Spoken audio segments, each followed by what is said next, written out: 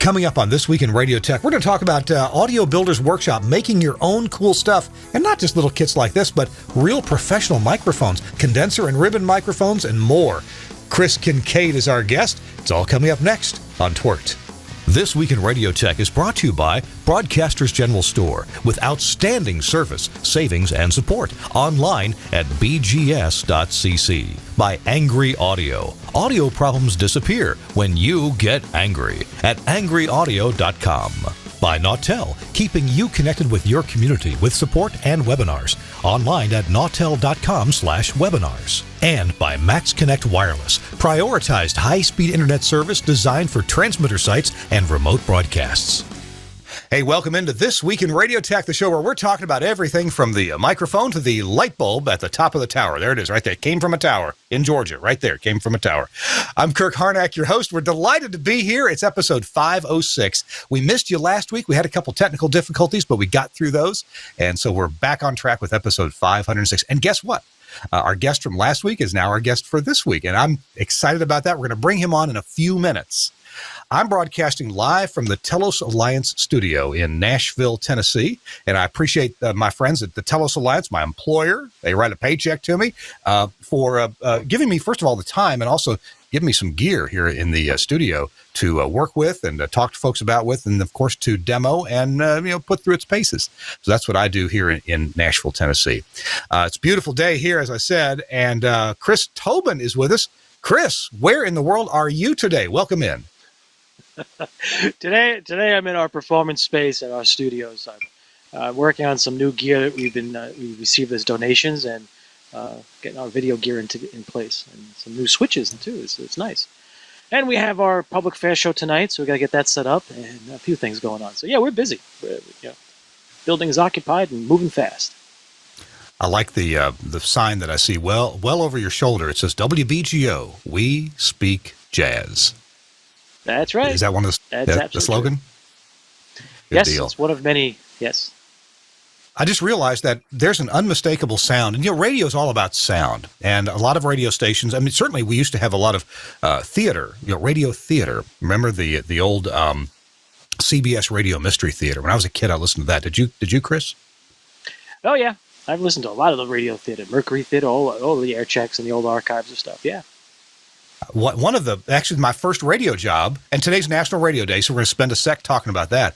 But my first radio job was in public radio, and it was at the WEKU FM at Eastern Kentucky University in Richmond, Kentucky. And I have no idea why the programming was so completely varied. I mean, on the one hand, I'd start out my little shift as a 15-year-old playing Let's Learn Japanese. That was a 15-minute show. And then on many evenings, I would play, I guess it was about a half-hour episode of The Great Gildersleeve, one of the classic old radio shows. Yes, The Great Gildersleeves, yes. What was the guy's name? Was it like Herman P. Throckmorton or something Throckmorton? Something like that, yeah. There was a radio station here in New York City for the longest time. On Sunday nights, you get to hear at least 3 different radio programs from the heyday, and they played them on Sunday nights. It was great. So I got to listen to Green Hornet, Great Gildersleeves. Oh yeah, the Green Hornet, yeah. Yeah, not the Thin Man. Oh God, Boston. His name was Detective Program. You think of it. Another one that I played on public radio actually was Lum and Abner. Lum and Abner. Yep. Wow. Well, and there's so many more. By the way, there's a Facebook group about old-time radio. I think it's radio history or U.S. radio history. And a guy that we've had on the show, John Holt, posts a lot of fabulous pictures taken in studios, typically in New York or Los Angeles, with the actors who are acting out these radio dramas, radio theater. And so if you're on Facebook and you haven't checked out that group, and I'm sorry, I don't have the name of it right now, I'll put it in the show notes. But John Holt does a great job. He's been on our show talking about old microphones, and which they used, of course, on these old shows. And what made me think of this audio and how we're a medium of sound was, you may have heard this sound right here, and I've got some lemonade here, and it's in a little, it's in a glass. That's not a highball glass. Oh, what do you call that kind of glass, Chris? Is there a name for that? Kind of a short glass? Tumbler. I mean, a tumbler. Okay. That's what people have told me. Yeah. That's unmistakable. That would have been a good Foley, sound. Absolutely. Why, yes, my dear, I'm having a mint julep right now. You know what I always enjoyed was I always enjoyed listening to the radio programs and the Foley sound or the Foley effects, and then watching a documentary on how Foley effects are done for, say, radio programs. And the great ones were always, well, you hear the door opening and closing. Well, the door was only about 1 foot high on a tabletop with a doorknob and a frame, and they'd open and close it. If somebody was walking along, it usually was 2 little cups, upside down, wooden cups on top of a wooden table. Yeah. They'd be just walking along. The best part is and I've been reminded of this, a friend of mine, dear friend who's been blind from birth, and he's in radio and does very well for himself. And we always used to kid about, if you could watch a program the way he does, you'd appreciate it greater. And I used to enjoy going to musical events or even plays and closing my eyes and listening. And I can tell you, you have an experience that is so different because we are so accustomed to a visual excitation, because that's how society is. It's the visual medium for us, that we lose sight and literally lose sight of what we hear and how hearing augments the visual, but we've tuned it out. The brain sort of like ignores it, just looks at the visual. It doesn't care anymore. But you close your eyes and listen to a program, whether it be a radio program or not, or even a television show. You want to have a good audio experience? Close your eyes during a local TV newscast, and you can hear the camera guys and the producer on the floor moving around. It's great. Yeah. Because you're not distracted by the visual. One example of that I think, and I don't know if they still do as good a job these days, or a better job, or not as good job as they did maybe 30, 40, 50 years ago. But when I watch police crime dramas on television, like Law and Order, pretty typical crime drama, I do notice the sound, the audio seems to me to be pretty well taken care of. That if somebody closes the door, opens the door, or if a door opens or closes, off camera, we're alerted that somebody's come in, or somebody's left the room, or somebody's sneaked away, right? So to me, that I guess I've watched some shows that probably have pretty good sound, but there's got to be shows that probably don't pay as much attention to it because it costs money to do good sound. Well, I don't know. Doing good sound is easy to do. It's not difficult at all. I think it's more of how we approach things in the industry. I mean, I've had the pleasure of working alongside some really, really talented audio A1s, A2s, if you want to use the term in the business. And their approach has always been, this is how we do it. It's very simple. It's very straightforward, and it works. And we don't get in the way of the visual. And I've worked with a lot of visual folks, video guys, that just have no clue for the audio part.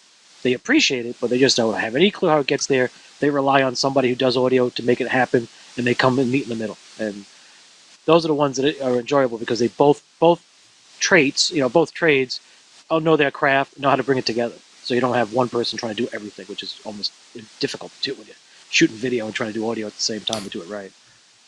This has been fun talking about audio, and it is National Radio Day. Hey, we got an announcement about Nautilumate, but before we do that, I want to bring in our guest, and I'm sorry I've left him out here for 8 minutes, but our guest is here. It's Chris Kincaid. He's a lecturer at Purdue School of Engineering and Technology. Chris, welcome into the show. How are you? Thanks for having me. Doing pretty good today. First day of class, and excited to start the semester. Excited today to talk about some nerdy DIY stuff. and talk about it we will. Chris, you're a lecturer at Purdue. Did you work by remote today, or were you face-to-face with students? So I teach... we're doing everything virtual in this department. There's a couple of things that we can't do with music, ensembles. It's a little tricky, but we're kind of learning that day by day. But I've been fortunate enough to be able to work from home during the beginning of this fall. Well, I'm excited to have Chris Kincaid on. Chris is going to talk to us about Audio Builders Workshop and the things that they do, everything from instructing, teaching, groups, large groups even, of high school and college students about doing their own projects and building electronic gear that they can take home and use, all the way up to the high-end stuff like some microphones that really rival, say, a Neumann microphone, a condenser mic with really good capsules. So Chris and I will be talking about that.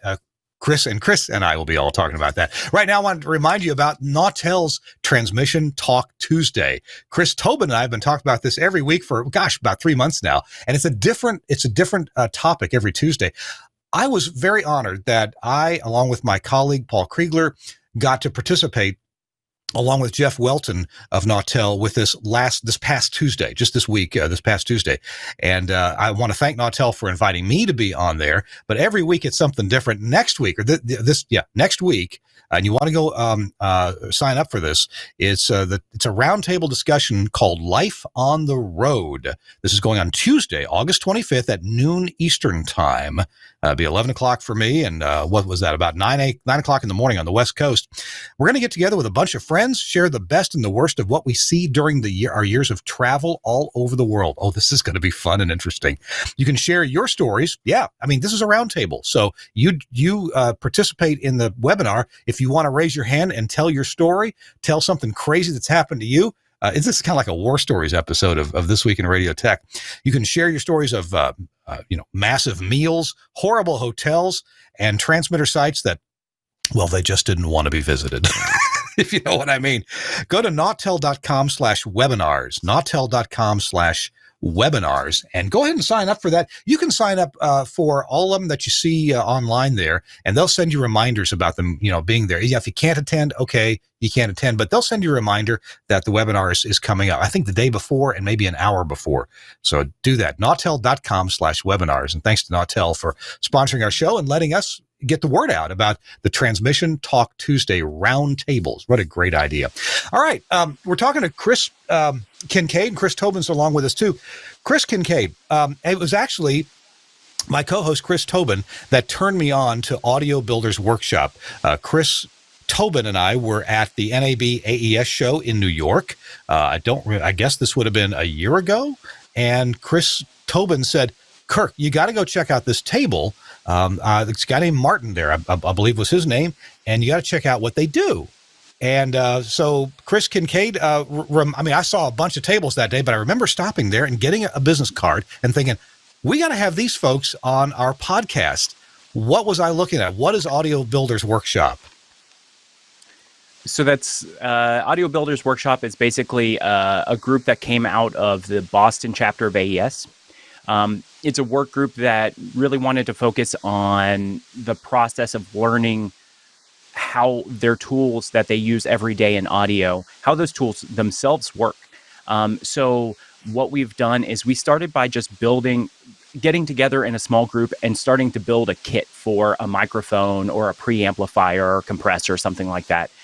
And it just grew and grew. Like, folks wanted more workshops, and we started to reach out to the community, reach out to different organizations and collaborate with them and provide workshops for folks to kind of get more and more into DIY. And so what you saw at AES was a booth that kind of presented some of the things that we like to do, which is work with other companies that make really killer DIY stuff that is really focused on documentation and education.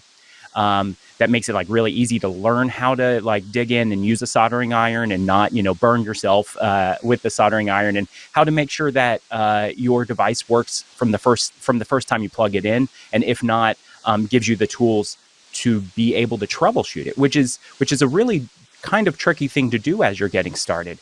We're a group that is just stoked about telling other people about DIY and getting other people involved and understanding their tools a little bit better. It looks like you deal with a lot of students, maybe of high school or college age. What's the most likely demographic? What's the most likely group that gets Audio Builders Workshop to come in and do a session teaching them about building audio devices? So we've worked with a lot of high schools. We've also worked with universities, as well as professionals. So there would be AES work groups around the country that we would, meet up with and walk them through workshops. But really, it's as long as you're old enough to safely hold a soldering iron, we've worked with you probably. So any age from I'll say from 12 to 120. Oh, and you mentioned soldering iron, and while we were doing the pre-show talking about what to include here, you mentioned soldering iron skills quite a bit. I know that's important. In fact, I guess, well, here, I'll go ahead and show this. This is one of the basic kits that you guys promote. And I want to point out, Audio Builders Workshop doesn't make these kits. I guess you guys work with a couple of kit companies, and you promote these kits as being appropriate for people at different stages in the DIY process. Do I kind of have that right? Yeah, you really do. Like, some folks at Audio Builders Workshop did design that circuit and collaborated with CrowdSupply, a subsidiary of Mouser, to put together these kits and offer them to everybody for like a really low price. They're like $20 for a pair, in that ballpark. So it's super inexpensive, and we designed it because we felt there was a need for a really clear, easy, simple intro kit that anyone can learn in like an hour tops. And it gives you really, I think where this kit shines is in the kind of exhaustive documentation that is connected to it, that comes with the kit, kind of walking you through what a resistor is, what a capacitor is, how to figure out the differences between two different resistors that might to you look identical. So it's really about getting folks started with DIY if they've never done it before. So I want to show this kit again. And, for a lot of us engineers who watch this show, this is extremely basic stuff. I want to ask, National Radio Day, I want to ask Chris Tobin. Chris, what was the first kit or DIY project that you ever did? Did you build from a professional kit, or was it something maybe you had to design yourself? Tell me about your first experience. First experience would have been a Heath kit, or was it Lafayette Radio Electronics? Actually, no, I take it back. It was Lafayette Radio Electronics had a kit where all the components would be connected by little springs on a board. So you'd put the leads. Yeah, you put the leads through the spring, and then you create a circuit that way. And then shortly thereafter, it was Heath kit and FM transmitter and a couple other things. I remember those kits with the spring things where it'd be you'd open it up. It'd almost be like the Operation game or something like that. You open it up. It was in a wooden case. It was in a wooden case. Oh, wooden case. Oh, that was. See, I can only afford the cardboard cases. and they would say, "Hey, build 49 projects or build 101 projects." Yes. And they'd have a buzzer, or they'd have a moisture detector where you pour water over the contacts, and the thing goes off. Or build an AM receiver, right? So they had just enough parts on there. If you hook up wires between them with the springs, that you could build different circuits. And maybe some of those are still available, but my son and I put this together. Now, my son, Michael, is just 10 years old. He just turned 10, and he did a little bit of the soldering here. It wasn't so bad. I must say some of the pads on this kit were a little small. I want to say that the designer of the circuit board probably designed this for a wave soldering machine. And so a couple of the pads were a bit small, and I had to help my son out with a few of them. But you can see that it's pretty standard part layout. There's no surface mount devices here. They're all through hole devices, resistors, some capacitors. There's a 555 IC right here, which is not socketed. It's soldered through. So I took care of soldering that one. I was a little afraid of doing too much heat on that. And what we have here, it's a metronome kit. So when a student in high school, college, whatever, who's attending one of these, you can build this, take it home, and let's see if it's over here. This is a metronome, and you can see the light flashing, and you can hear the metronome. And this is just based on a 555 IC timer circuit. So it's pretty basic, but this did, I don't know if my son's going to be real interested in electronics or not, but he was pretty cool with having a circuit that ended up working. So this is reminiscent of the early things that I built, maybe from Heathkit or more likely from Radio Shack. Remember the various kits from Radio Shack?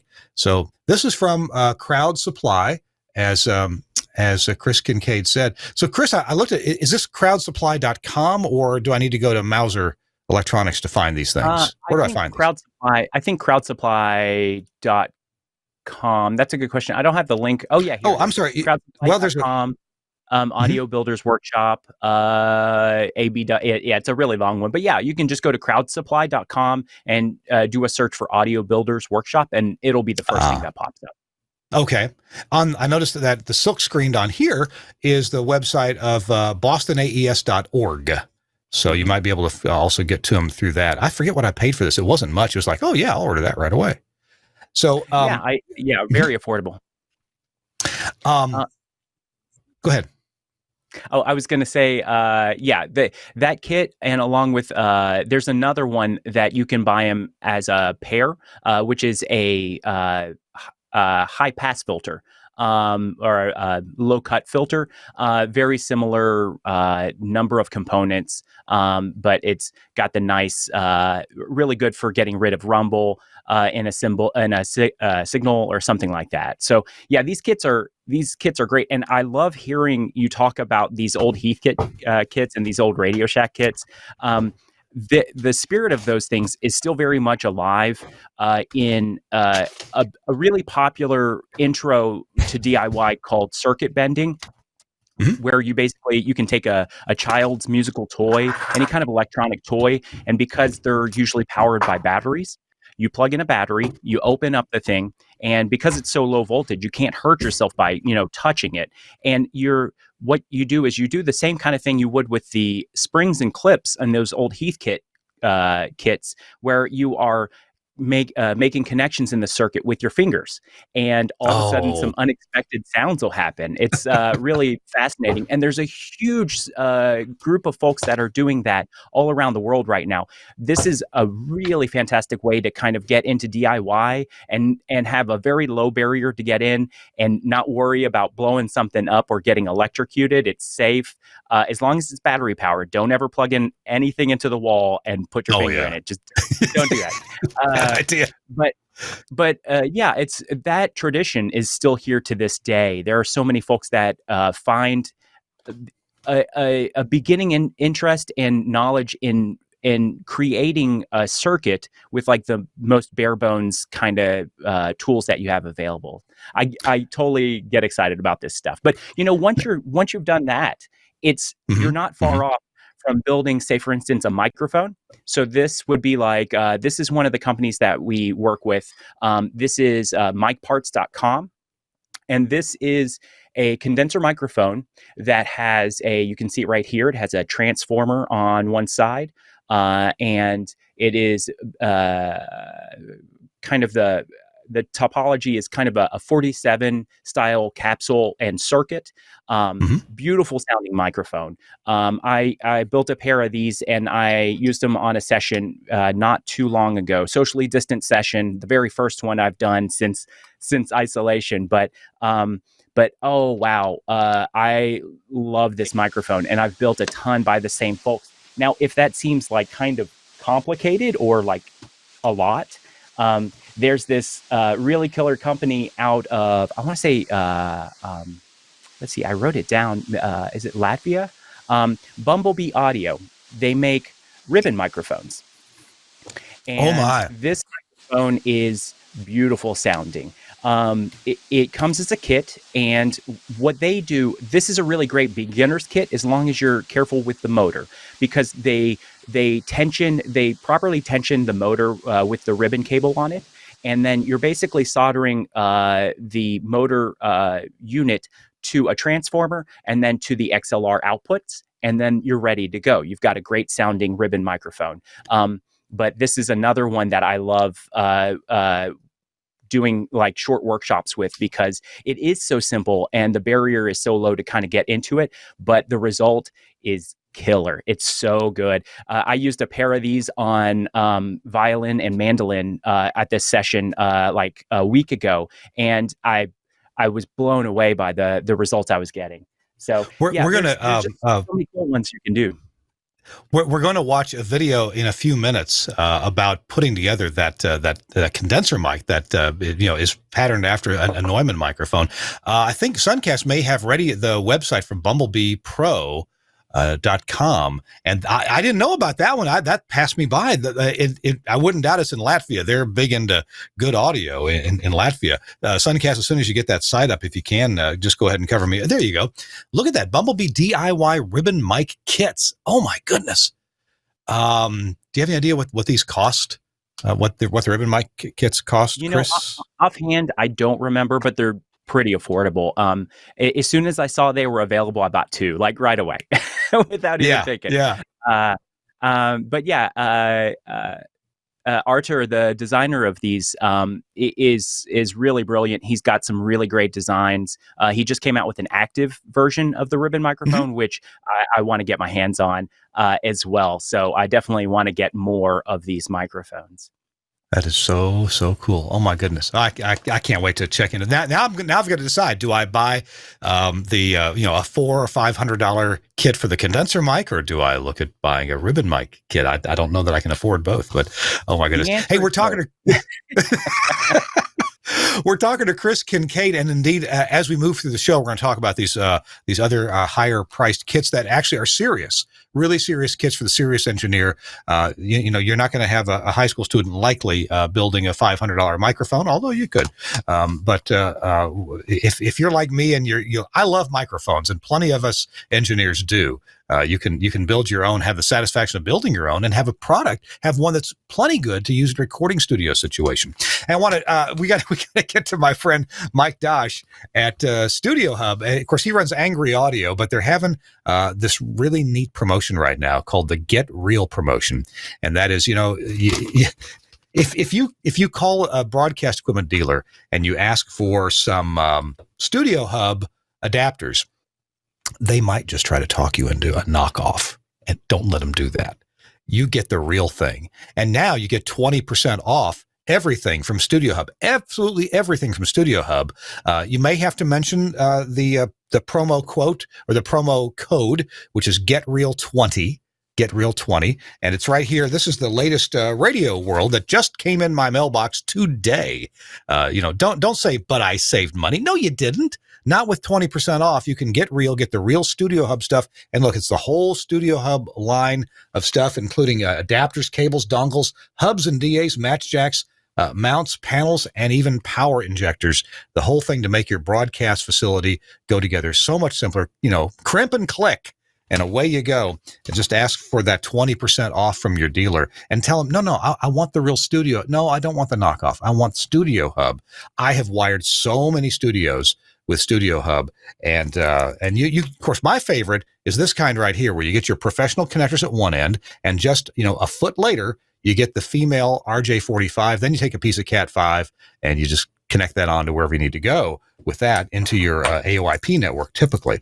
But if you want one that's already got the RJ45 male connector on it to go into your AOIP node or blade, whatever you got, then you can buy them here. This is a long one right here. This one's 6 or 8 feet long or so. It's got the male XLRs on it, but you can get whatever connector you want going into your male RJ45.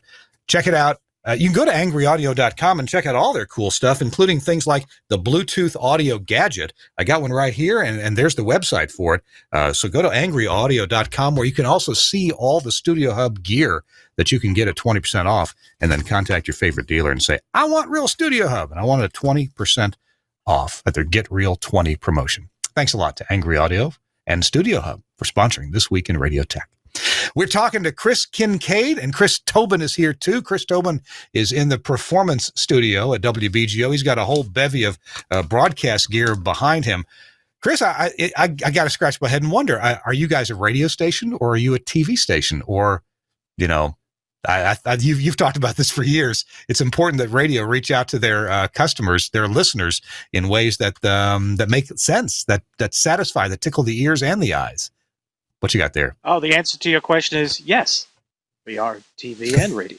We are multimedia, if you'd like to put it all in one word. I have been saying this for years, and when the internet came along and became a thing, no longer a fad by some, I'll take that back. There are still some people think it's a fad. But I always say this augments our core business. So let's talk business. What is the core business? What's the core competency of a radio station? It's the over-the-air signal that carries the product, which is known as storytelling. Well, now comes along the ability to tell the story with a picture. So why not take what you're best at, storytelling, add pictures to it, or just actually make the pictures along with the story that you're telling, you couldn't in the past, and now make that an augmented piece of revenue stream. Oh, that's true. You could make it captive audience first. Give it some value-added membership, and then give it to the public. Then you do other things. Just don't give it away for nothing. That's the trick. So yes, I'm sitting in a performance space where we've produced over 300 videos, all of which have been mixed for radio and have been mixed video and edited accordingly so that both can be aired and played out and everybody can enjoy it.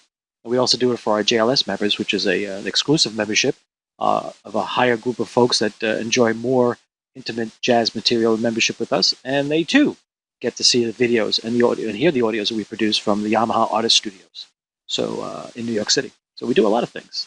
So we're multimedia, TV and radio, and we're having a fun time. That's why I have 2 cameras behind me we just picked up, and adds to our complement. We just did a recording this week, actually, of a jazz trio, pianist, at the Yamaha Studios with 9 cameras. We shot with 9 cameras. Wow. One video. Yeah, we got a little crazy. We said, hey, let's have some fun. So yeah, it's gonna be good. Wow. And this is a Norman microphone. This is not a DIY. Which one is that? TLM 170R. Well, this is not a DIY, unless you're from Germany and happen to be working on the factory floor and found a few parts and decide to sell them on the side. Fell off a truck. I'm in Nashville, so all I can hear is Johnny Cash singing "I Got It One Piece at a Time," and it didn't cost me a dime. Me too. There you go. Oh, hey, Chris Kincaid, in just a minute, we're going to watch this short video from Mike Parts about putting together one of these high-end studio quality microphones. Talk to us a little bit about this, because Audio Builders Workshop, you guys don't make these kits yourself. You partner with other companies that make DIY projects, and you help promote those. Because I didn't know about any of this stuff until I knew about Audio Builders Workshop, so you've really opened my eyes. Talk to me about experiences with building microphones and what that's been like, and then we'll watch this short video. So building microphones. So my background, how I got into building all this like DIY pro audio stuff is I actually started with, since y'all told your stories about like Keith Kit and stuff like this, my first kit was my first like electronics kit was this really common kit called the Atari Punk Console, which uses 2 of those 555 circuits, ICs, or 555 ICs, or one 556, which is basically 2 of them in one package. Right. So it's basically a noisemaker. It's just super obnoxious sounding, but as soon as I plugged that thing in, I was sold. And I started building more and more things that would make sound. And then I got into this stuff behind me, kind of the DIY Eurorack modular synthesizer stuff. And that scene has exploded. There are so many makers of not only those modules, but DIY versions of those modules. It's really fascinating. So I, cut my teeth soldering and then getting into SMD stuff with that stuff. But the whole time, I also was simultaneously like an audio engineer. I'd record and mix. Most of my work is classical, contemporary classical especially, but I do a lot of work with the orchestras in the Louisville Orchestra here in town, a bunch of other folks. But so I always separated what I could build as far as like a noisemaker, something that would make sound, and something that I would use as a tool. I would think, I won't have, clearly there's not something out there that would be appropriate to use in a professional context. Not something that I would be, comfortable putting my name on. I met these folks at ABW and they let me try out some of their stuff and I was blown away by it. So I started with simple, I want to say my first, so I started with these like simple, these simple boxes. One is like a reamp box, and then the other is like a summing mixer from a company called DIYRE out of Philadelphia, DIY recording equipment. And that was kind of my gateway into that. And so a couple of years ago, I started building the microphones. This is a short story long instead of a long story short, but so I got into it, and then I realized that it was actually not too difficult, not too different from building synthesizer modules to building these microphones. So I started building them myself, and then I loved doing it, and I loved the results I was getting for both classical and like rock music that I was recording. And so from there on, I just kept making more. I did a count of how many that of just this company that I own, and I own 10 of their microphones. It's kind of out of control right now. But yeah, no, we've gone on and done workshops with these microphones and similar in a bunch of different environments. We've done the build. I'm not sure which video you're going to show, but there is an intro microphone that is offered by Mike Parts that is a fantastic like first build. What's the model that you were? Well, the one that I had chosen to show is the how to make your own DIY U87 vintage condenser mic. I think that's the one that I picked, just because it mentioned the U87 in there, and hey, and most of our audience would be advanced level people. So I just think it's amazing that somebody makes and machines the parts and then includes in a kit the right, the sensitive JFET and the precision resistors and the all important condenser plate that does the mic pickup. Why don't we see if we get Suncast to roll this video? I think it's about 4 minutes long, and the guy explains the process of making the microphone, and then we'll come back for your thoughts on that. Sound good? Sounds great. Okay, let's see it, Suncast.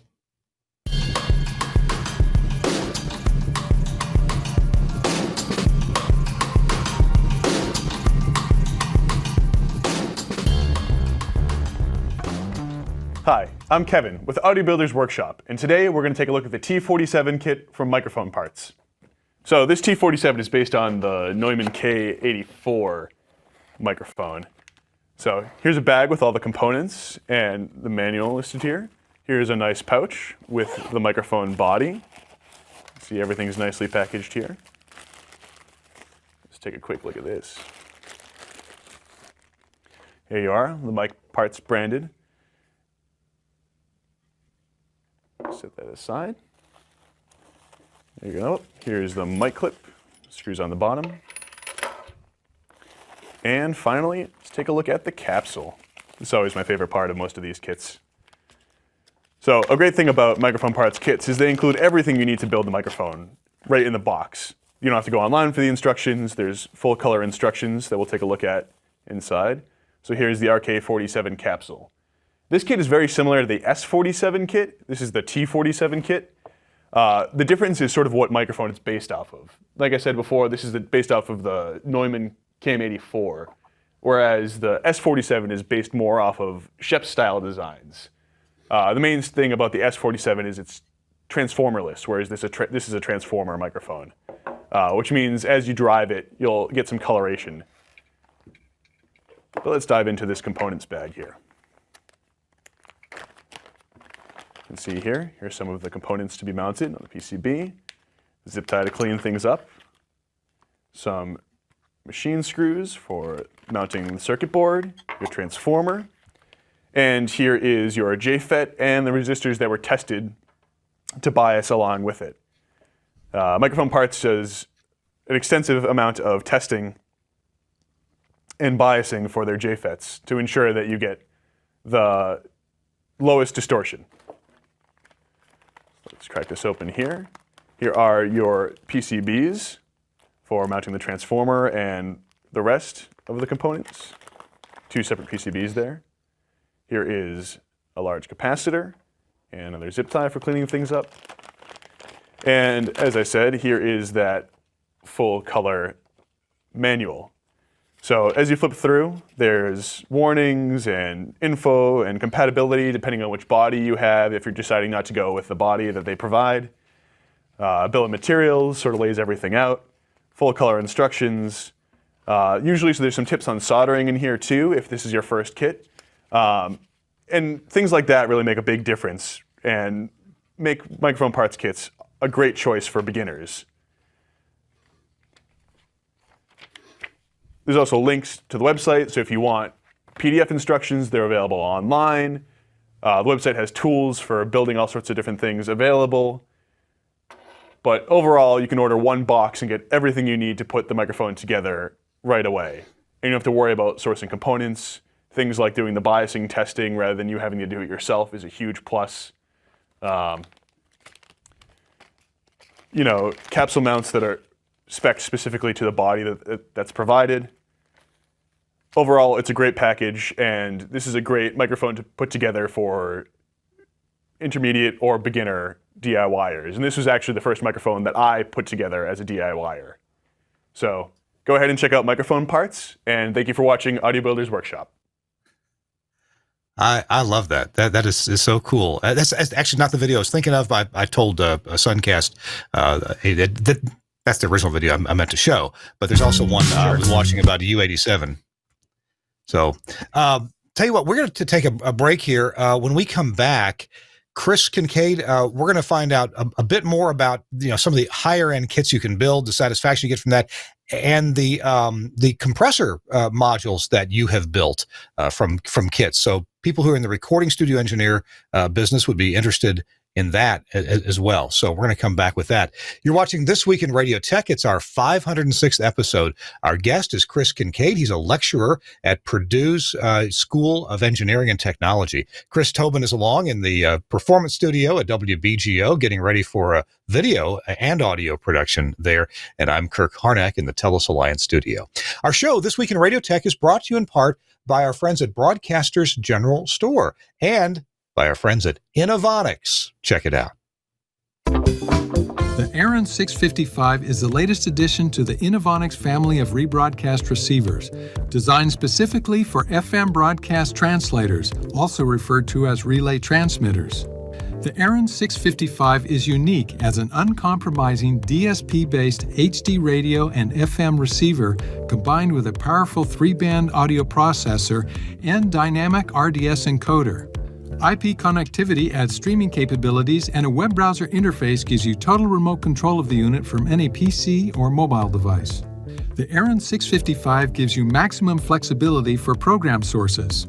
Select program audio from analog FM, digital channels HD1 through 8, streaming sources, and analog or AES digital line inputs, all with assignable failover audio backup. The internal RDS encoder allows you to customize your RDS messaging. You can use incoming off-air RDS data, convert HD radio pad data to RDS, convert streamed metadata to RDS, or receive IP telnet data. Comprehensive audio processing includes gated and windowed AGC, a unique syllabic leveler, 3 bands of compression, and both wideband and independent HF limiting. Easy setup is achieved by using 10 factory presets and 10 customizable presets. The processor also supports day parting, allowing automatic preset changes to follow different programming formats throughout your broadcast day. The front panel has an OLED display and jog wheel with intuitive menus for easy setup, advanced control, and editing for all operating parameters. The Aaron 655 dynamic web interface gives you total remote control of the unit from any PC or mobile device.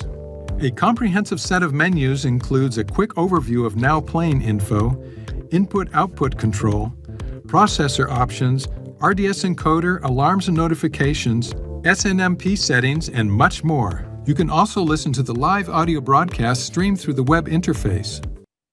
I gotta tell you, this is an amazing box, as are a lot of the products over at Innovonics. And if you go to their website, you can actually try out online a number of the different products that they have here at Innovonics. Just Google Innovonics broadcast equipment and take yourself there. And where to get it? Get it from Broadcasters General Store. They're in Ocala, Florida, but they can ship anywhere real quick. Give them a call. They're really good on the phones. I'm telling you, they are good on the phones at 352-622-7700. Or look at their website at bgs.cc. Thanks, BGS and Innovonics, for sponsoring This Week in Radio Tech.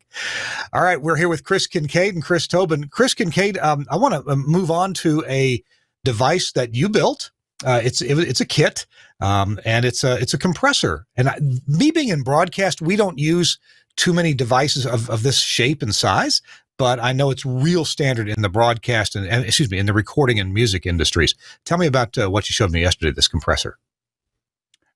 Sure. You're I think you're referring to the JLM LA500 A. Yeah, it's this big honking thing right here. So okay. the format is referred to as the 500 series. This is something. This is a standard that I believe API put together for how they arrange pin sets for ins and outs, the voltages that are supplied to the devices as like a standard. So basically, third-party companies could design and build other modules that could fit into these bays. So they're a 3U size. So they'll take up 3 rack spaces for a rack of these. So this compressor itself is a beautiful compressor. I use this a lot on mixes and some mastering sessions. This is based on this is an optical compressor. It's got a fantastic sound. So yeah, it's named the LA500A. But yeah, a leveling amplifier. Really not super difficult. I built 2 of these in an afternoon. What I really like about these designs that Joe has designed this with is he's kind of built it with this like modular approach with these ribbon cables. I think it's kind of fascinating. You have these smaller boards that make putting it together and fitting it inside of this small space a little easier. But yeah, so really fantastic. It's got this huge honking transformer.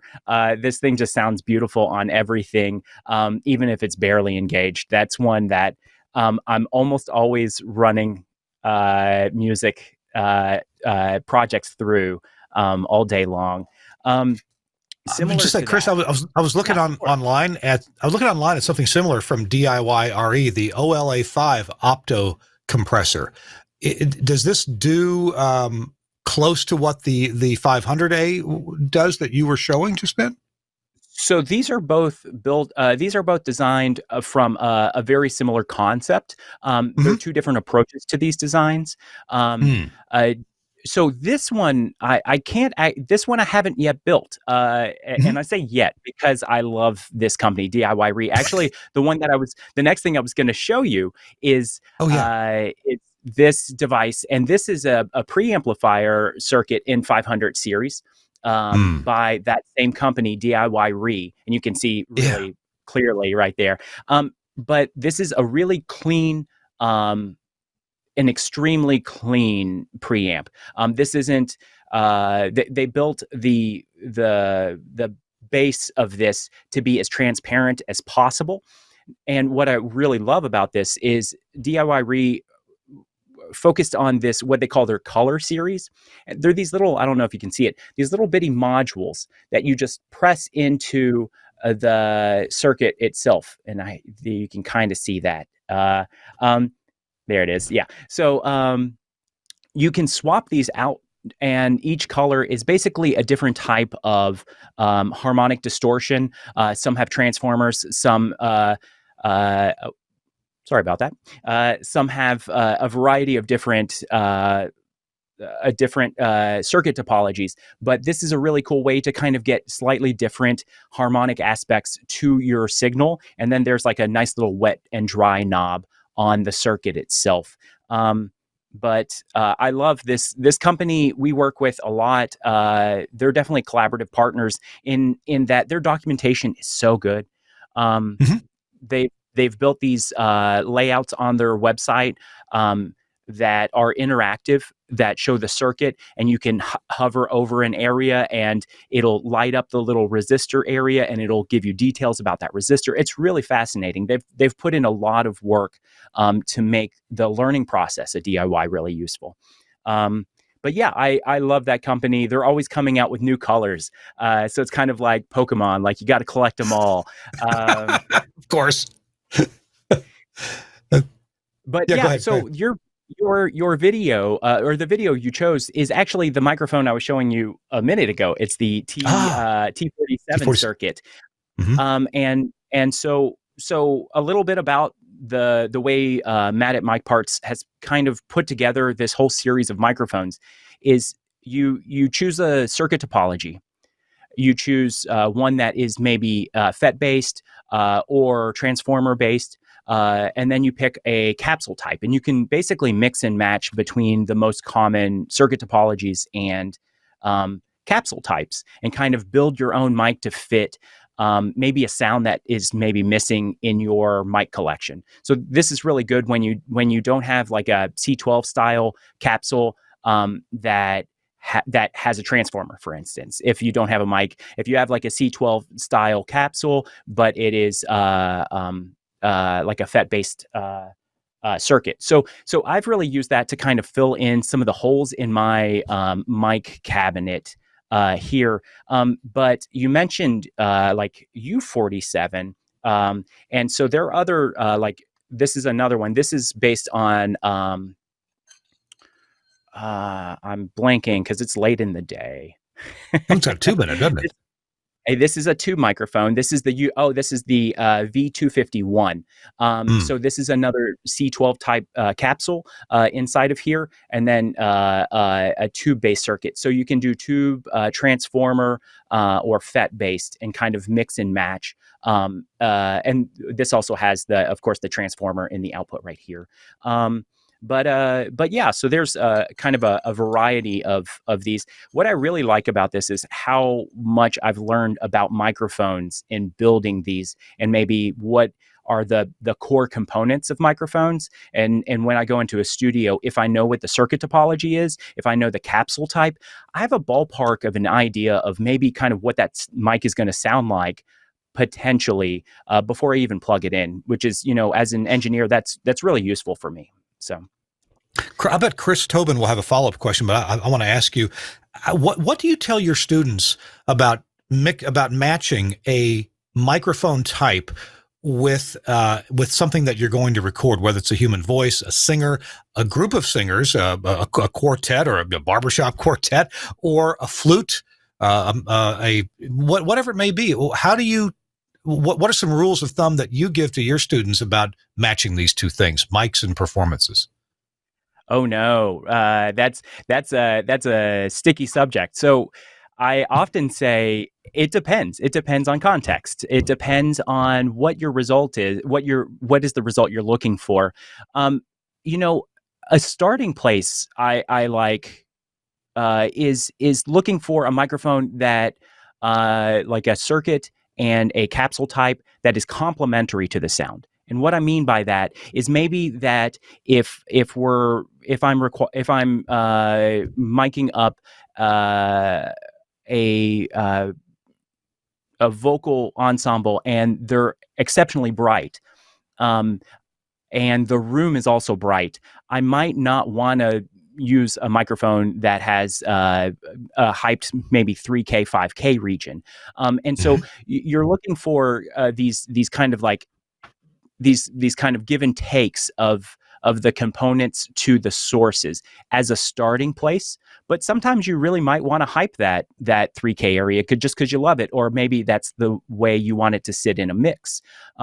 So for my students, I start with what's going to be complementary, what is going to be kind of like an inverse of that sound as a frequency response of the device, of the microphone itself, and then kind of go from there. Plug that up and listen. Your ears are kind of the thing that dictates everything. If it sounds like garbage, throw it out the window and pick something else. Chris Tobin is back. Chris, I wonder, what are a couple of your rules of thumb about matching a microphone style or model with a given instrument that you have in the live performance studio? Ooh, wow, that's as Chris pointed out, that's an interesting topic. Well, let's see. On many occasions, we've had here at the studios lots of brass, and for those, we've been using our condenser mics, capsules, guys like this, along this line. And we've also, on some of the drums, depending on the drum player, we've had DIYRE ribbon mics we've had for the hi-hats. We still do dynamic on the snare, and we still do dynamic elements on the kick. It still works the best. Even on, we've started doing dynamics on our bass amps as well. Bass and guitar amps, we find the dynamics hold up nicely and produce a nice sound.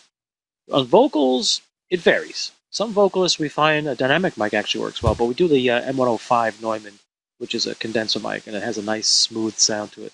We try to stay away from microphone capsules or microphones themselves that have any boosts in the higher frequency regions, because most of the musicians we have come through here are pretty bright with what they have. We don't have to add anything to it. And the room is very dead, so it helps a lot. It varies. But we've had, let's see, we had sax plays, the horns. Some of the horns we've actually used the MD421s, the Sennheiser Dynamics. We switched out the Neumann for a dynamic because the player was just really good. And the capsules are great microphones. I'm not saying that they're not, but they are so clear and capable of reproduction to a fault that if you don't understand how they work, you wind up with musicians playing into it thinking they have to get close. And the thing is, you don't want them close. So dynamics a little more forgiving, and plus with certain instruments, it works. It complements as it should. And then at the end of the day, it's still about the mix of all of them. So it's a combination of things. But you have to understand the instrument, understand the microphone. A question for either Chris Kincaid first, and that is one thing that as an American engineer I'm not very familiar with is the style of mics that I see a lot on some European recordings, and I've been to some AES sessions and other broadcast sessions in Europe, and that would be mics that I maybe made by DPA, mics that typically have a very small front end to them, and I've seen them used to mic inside a grand piano, for example, but maybe there's other uses too. When is the right time to use a microphone with maybe a very tiny capsule? Chris Kincaid?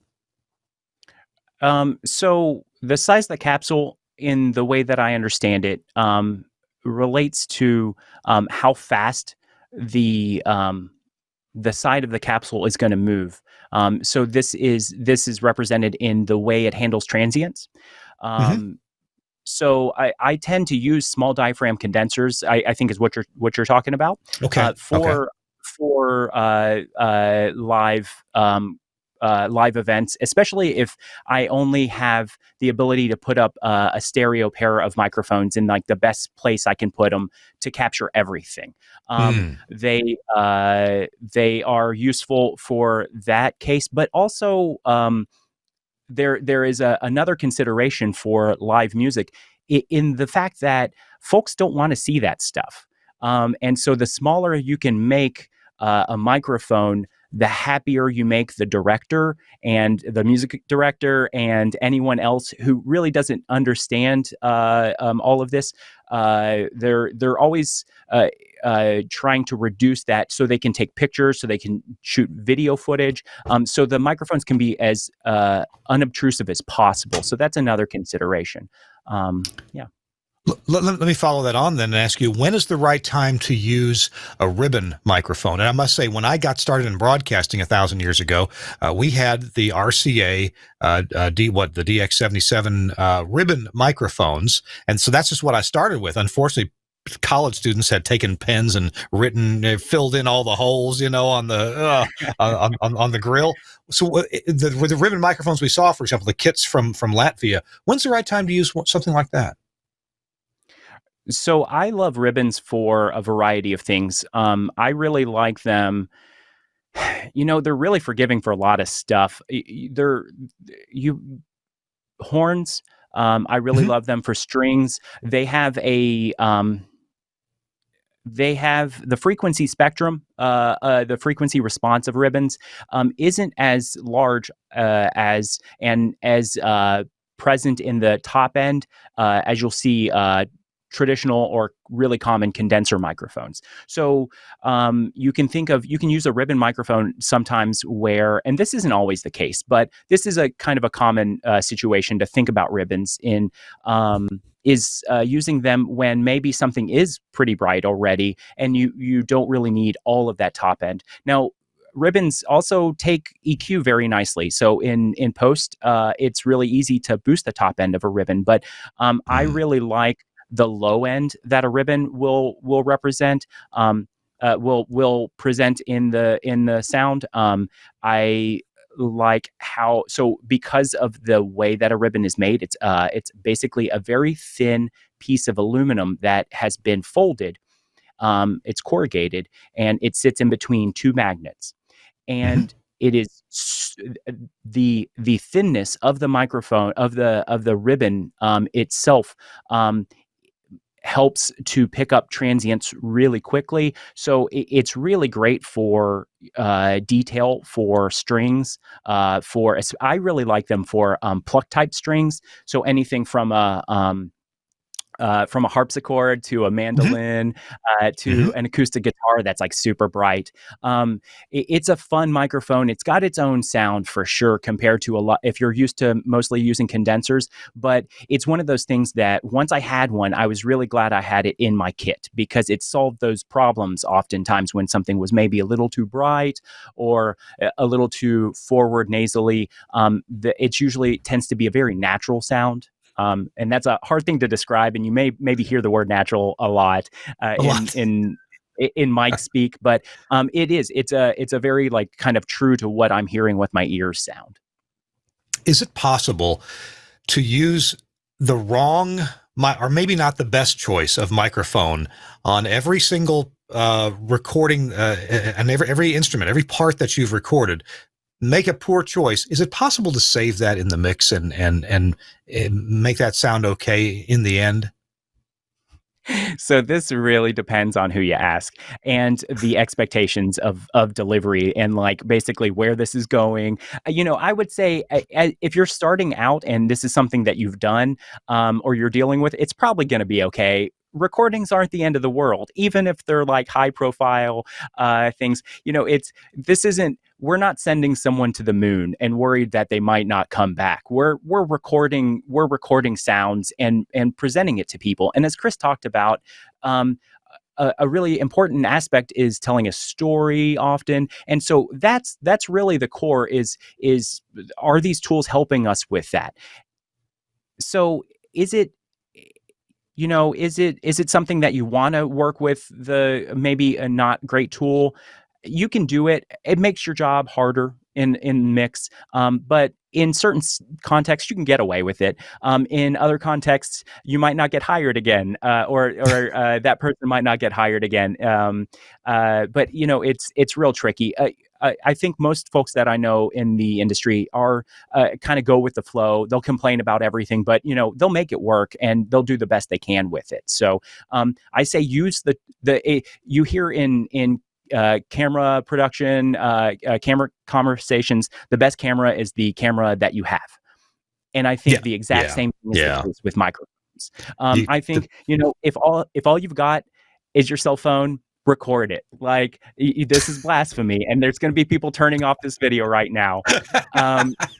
But whatever, roll with what you got. If you use something better, if you got it, and then work your way up and try to understand why one device is better than the other. That's going to really kind of put perspective on it, as opposed to getting stuck in marketing and just like what other people are using. You can use those as metrics to understand, like to try to figure out what you're looking for and the sound you're going for. But at the end of the day, do the best you can with what you got.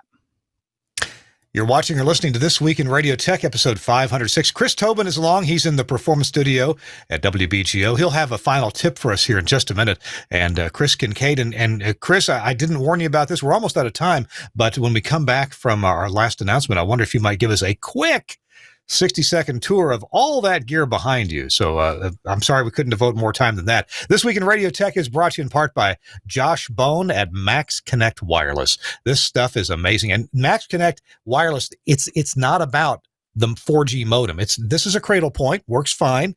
There are other models that work too, but Max Connect Wireless is all about the SIM card that's in it. And yes, they work with AT&T and Verizon and T-Mobile, but it's not even about which carrier you're on. It's about the service level that Josh Bone and Max Connect Wireless have arranged with each of these carriers. They've arranged for your data to get priority over everybody else's. You can be in a stadium full of people. Well, okay, not right now because of COVID. I get it. But you can be in a crowded place where everybody's on their cell phone. Other people are using 4G LTE data, and your data gets through when other people are, not getting through. Now, if you're doing live radio or live television, it's critical that every single packet gets through and you not have big gaps in your data. You know how a lot of times you can be using your mobile data on your cell phone, and it's a page will partially load, and then you got to wait a few seconds, and the rest of the page loads.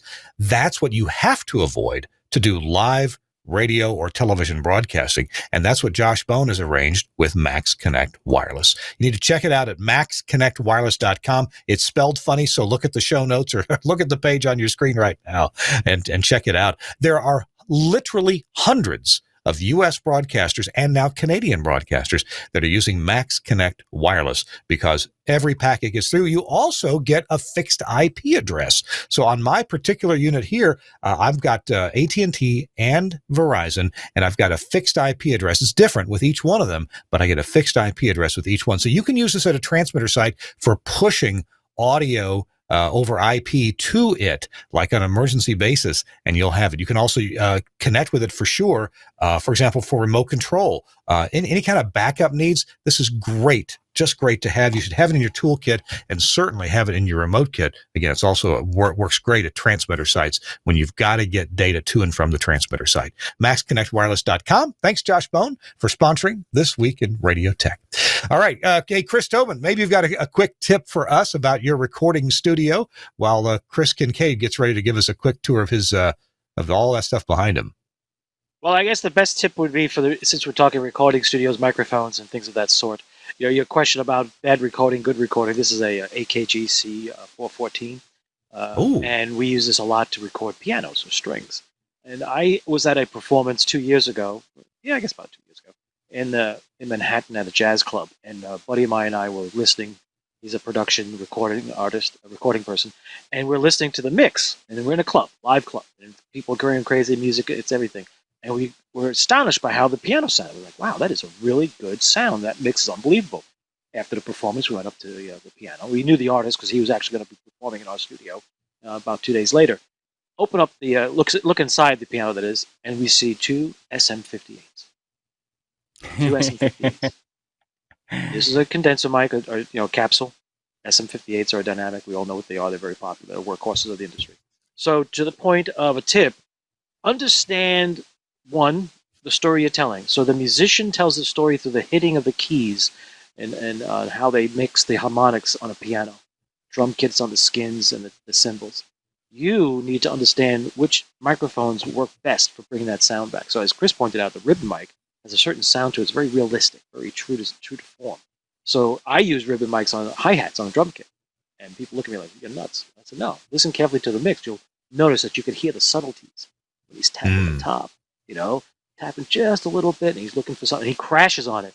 The mic still handles it, but it sounds and translates to what he is coming from his arm, through his hand, the energy he's doing. Because remember, the drummer in most bands is the metronome. He's the metronome keeper, timekeeper in a band. So you pick up those subtleties, you listen, and you can be surprised. So just as a tip, understand the tools, learn them, play with them, practice. Go ahead and make a mistake. I mean, put the wrong microphone on something and listen to it, and you'd be surprised. And the other trick is, when you do the solo of the instrument in the control room, just because it sounds great when you solo that particular microphone and instrument doesn't mean when they mix together that the summing errors don't occur with the audio frequencies. That's for a topic for another day. Summing errors in a mix can be really detrimental, or it could be positive. You have to look that one up for homework. All right. Good. Excellent tips. Thank you so much, Chris, for increasing my understanding as choosing the right microphone and how they behave. Well, Chris Kincaid, can we get a quickie tour of what's behind you? Yeah, totally. So kudos on those tips, Chris Tobin. I'm over here like nodding my head the whole time, like, yep.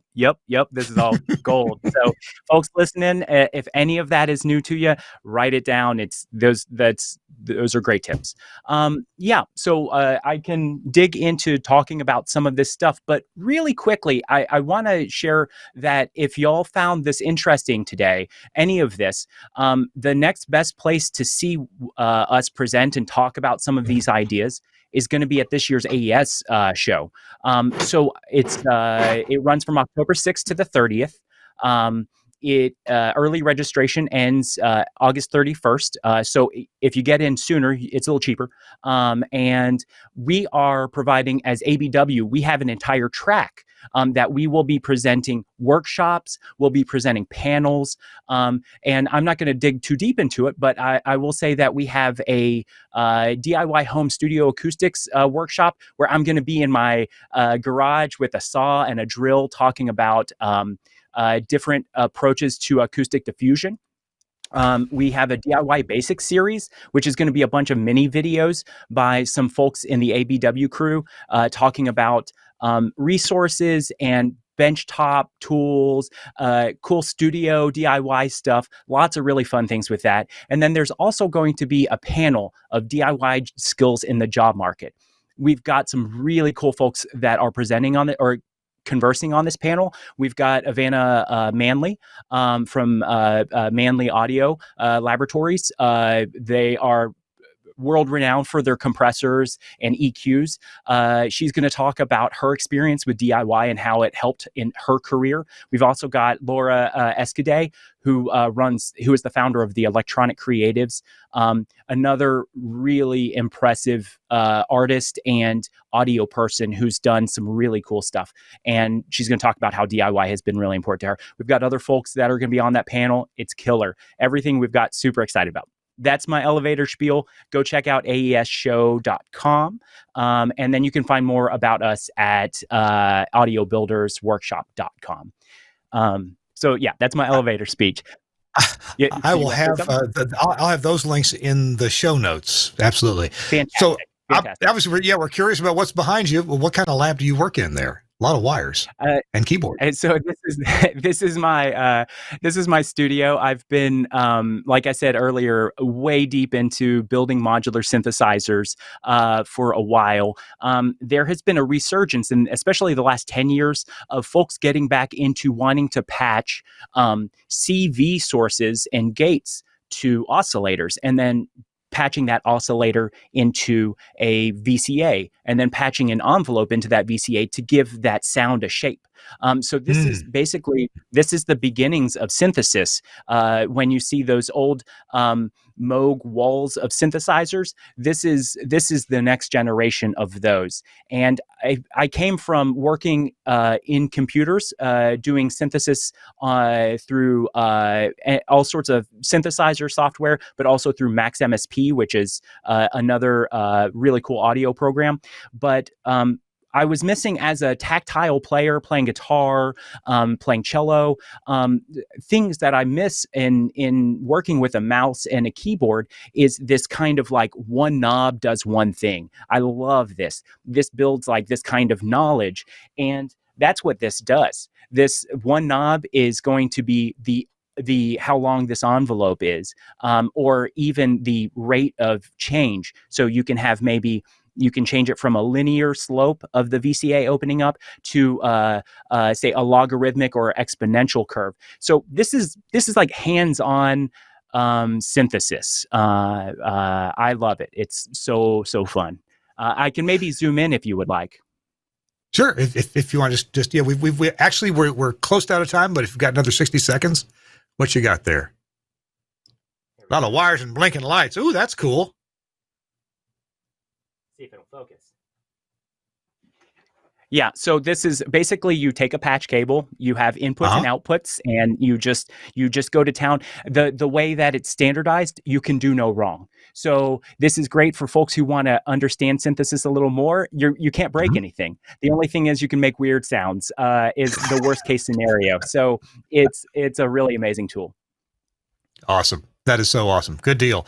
And we're going to have lots of stuff, a big bunch of show notes in today's show. So be sure you check out the links right there if there's anything you want to know about.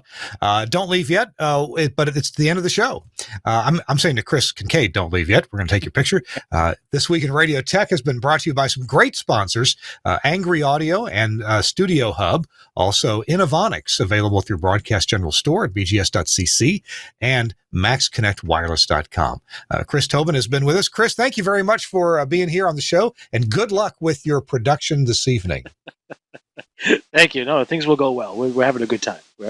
I'm sure it will. Also, big thanks to Suncast, our producer, doing a great job in the background. Appreciate that. And thanks also to Andrew Zarian, the founder of the GFQ Network, where you'll find not only this podcast, but plenty of other great podcasts at gfqnetwork.com. We're going to see you next week on This Week in Radio Tech. I forget what's coming up next week. It's going to be great, whatever it is. We got a couple of interesting shows coming up in the next couple of weeks. So hang on for that. Glad to have you with us, and we'd love to hear from you. Make comments on the website at thisweekinradiotech.com. We'll see you next week on This Week in Radio Tech. Bye-bye.